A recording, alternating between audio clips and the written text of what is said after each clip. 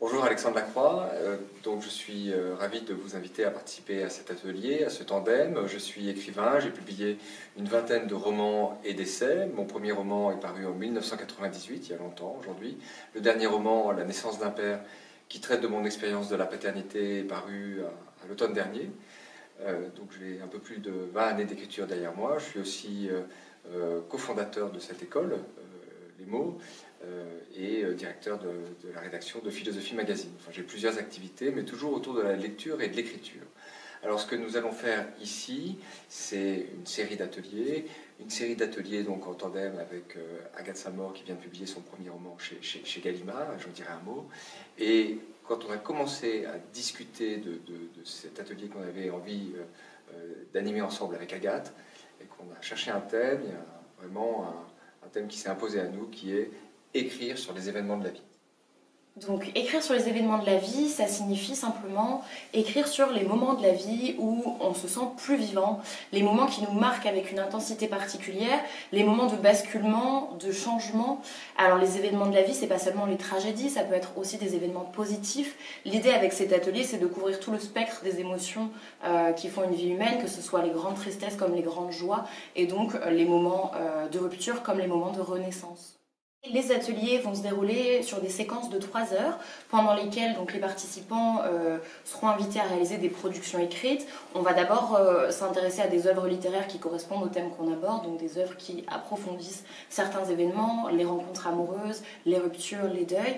Les participants écrivent, ensuite il y a un retour en profondeur sur les productions écrites qui est fait avec l'auteur, et à terme, le travail, on va dire au long cours de la séquence d'ateliers, c'est une production finale qui sera remise à Alexandre Lacroix à l'issue des ateliers, et donc qui fera une dizaine de pages et que les participants sont invités à réaliser chez eux pour avoir un vrai regard sur leur travail littéraire. Au départ, on aborde un certain nombre d'œuvres, en tout cas on introduit le thème de la séance, parce que s'il y a un thème général sur les événements de la vie, l'idée c'est quand même d'aborder divers aspects de ce thème littéraire.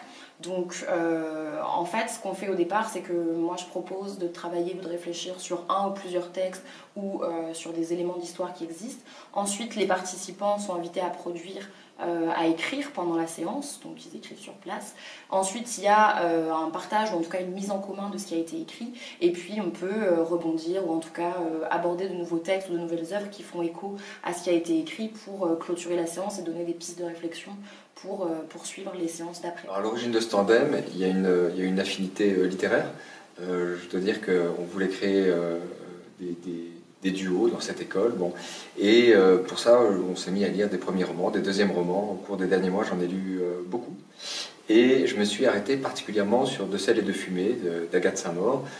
Je ne connaissais pas Agathe, j'ai découvert vraiment ce livre et ce texte qui m'a enthousiasmé.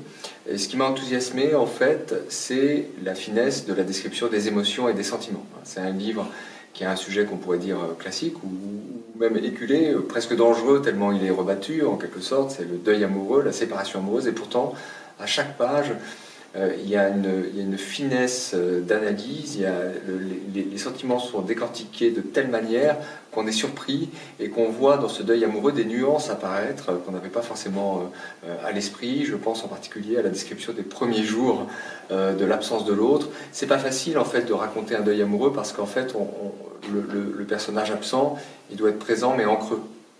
Donc dans un récit, il faut le faire exister, mais en creux, à travers une odeur qui manque, son poids sur le matelas, quelque chose comme, je ne sais pas, un son qu'on entend dans la salle de bain. Et tout ça est très très bien raconté. Voilà, donc ça m'a vraiment donné envie de contacter Agathe, et puis on a mis sur pied cette série d'ateliers pourvus.